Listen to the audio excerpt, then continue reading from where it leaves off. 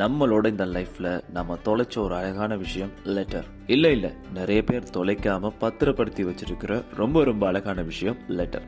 கரெக்டாங்க. Generation gap அப்படி இப்படின்னு சின்ன சின்ன ஸ்பேஸ் இருந்தாலும் அதை ஃபீல் பண்றதுக்கு இந்த கடிதங்கள் போதும். இப்பெல்லாம் பழைய மெசேஜ் சட்ஸை வாசிக்கும் போது எப்படி இருக்கு, எவ்வளோ பாதிக்குது நம்மள. அது மாதிரி தான் இது, அதை விட ரொம்ப அழகா இருக்கும். இப்போ நம்மளை தேடி வர கடிதங்கள் எல்லாமே மோஸ்ட்லி அஃபிஷியல். அப்படிதானுங்க. உண்மையா மனசுல இருந்து பேசுற லெட்டர்ஸ் இல்லைன்னே சொல்லலாம். தேவைப்பட்டா தட்டுனா ஒரு கோள் சடசடன்னு பேசி முடிச்சிடறோம்ல. அப்புறம் என்ன பேசணும் எதுக்கு பேசணும்னே இல்லாம மொத்தமும் மறந்து போயிடுறோம். ஆனா கடிதங்கள் அப்படி கிடையாதுங்க. மனசுக்குள்ள இருக்கிற விஷயத்த எந்தெந்த வார்த்தையை போட்டு எவ்வளவு அழகா சொல்ல முடியுமோ அதை மட்டும் அழகான கையெழுத்துல வரிக்கு வரி எழுதி அவங்களோட ரியாக்ஷனுக்கு ஒரு பதில் கடிதத்துல காத்திருக்கிற ஏக்கம் அழகான சந்தோஷம். அதுலயும் கடிதம் எழுதினவங்க குரல்லையே மனசுக்குள்ள அந்த லெட்டரை வாசிக்கும் போது அந்த எழுத்துக்கெல்லாம் ஒரு உயிர் கிடைக்கும் பாருங்க.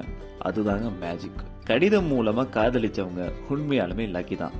நமக்கு இப்போ வரிக்கு வரி சொன்னதுக்கெல்லாம் typing, reply, double tick, blue டிக்னு வருது. ஆனா அப்போ அந்த ஒரு லெட்டர் அவங்களுக்கு கிடைச்சிருச்சா இல்லையா, வாசிச்சாங்களா, நமக்கு பதில் எழுதுறாங்களான்னு ஒண்ணுமே தெரியாதுல்ல.